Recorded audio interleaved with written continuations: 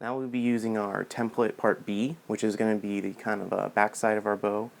And this one you're not going to actually glue down. You're just going to go ahead and tape it down and then draw a rough outline around the edge like you see in here. And then you can go ahead and start rasping it.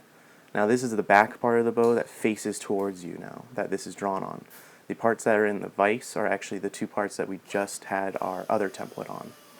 You can just go ahead and use a power rasper like this air one, but if you have a small air tank in the shop like me, you're going to be spending a lot of time waiting for your air compressor to refill. So I decided to go ahead and just get a lot of these chunks cut out with the bandsaw and then come back in with the power hand tool and also the hand tool rasps.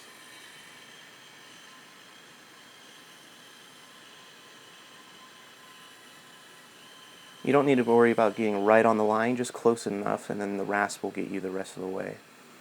You just want to get those big chunks out of there that are going to take you a lot of time and energy to get it out with the rasp.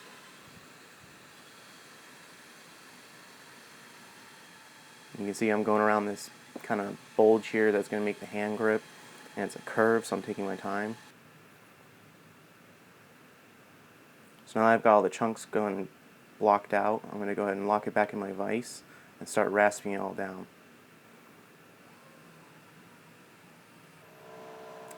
You always want to make sure you keep grabbing it and holding it onto it and kind of making sure there's no areas that are going to rub into you.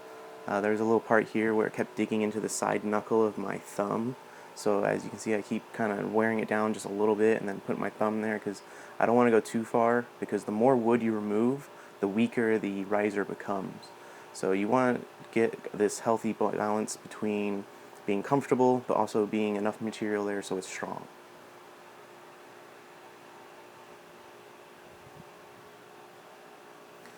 Now, I made the mistake of when I kept grabbing it, I kept grabbing straight on like this, like I was grabbing a door handle. And what I found out halfway through is I started to try to visualize as if I was trying to pull back the bowstring, how I would hold the riser. And I started noticing I actually kind of hold it off to an angle. So I started to reshape the handle so that way it was formed from my hand coming at this angle. So make sure you try to visualize that.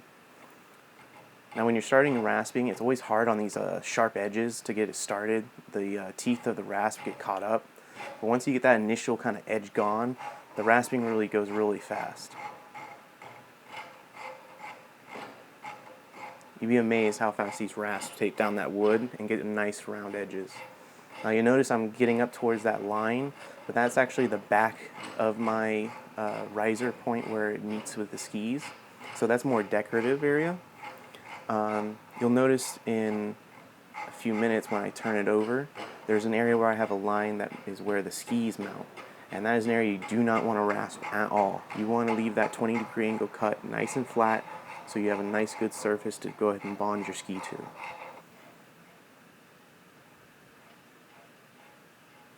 And really this rasping, it's all up to what you like best.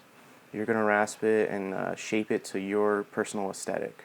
So you don't have to worry about trying to get exactly like mine is. Now see, here's this other side, and this is the part where the ski will actually attach. And you can see I've kind of drawn a line here, and that's kind of my do not cross line for the rasp. Because after that, that's where our actual skis are going to attach. So we don't want to shape anything around there that's going to make these skis not attach right.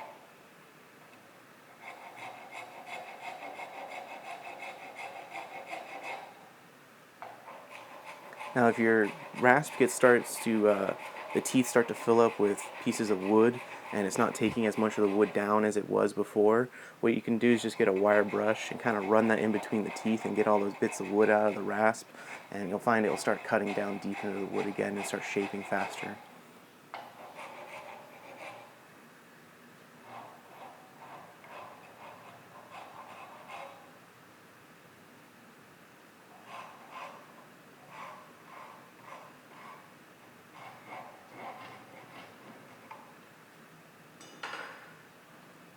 So I've got my finished actual kind of basic shape all rasped out, and now I'm ready to go ahead and fine sand it, and then we're going to drill press it, pocket the holes of the drills so the bolts have a flat area to sit on, and then we'll go ahead and stain and seal it. I'm just using a basic mouse sander. It's got kind of rubber edges on the end, so that way it conforms to edges a little bit better.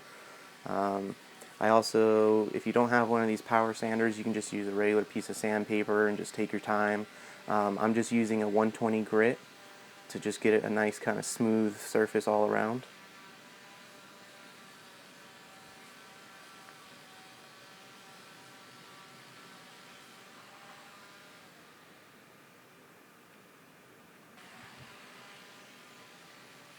And as you change it and you move it in the vise, you really want to be mindful of where your vise is grabbing onto, and making sure you're not vicing down so hard, because you don't want to crack the wood at this point.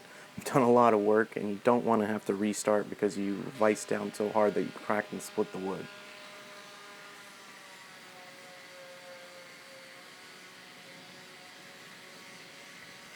This is the point where you want to get all of the marks and kind of pen marks, anything out of there, because that's going to be in there forever. And you want to make sure that you get any kind of marks out of there before you stain it. So we're now going to go ahead and drill.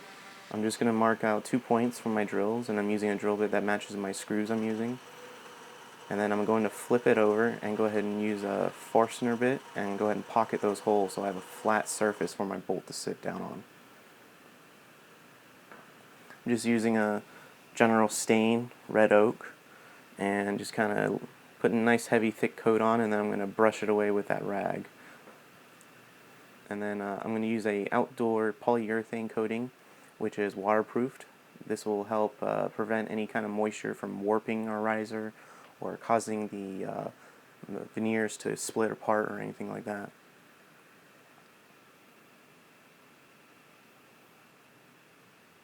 Ready to go ahead and start on our skis now.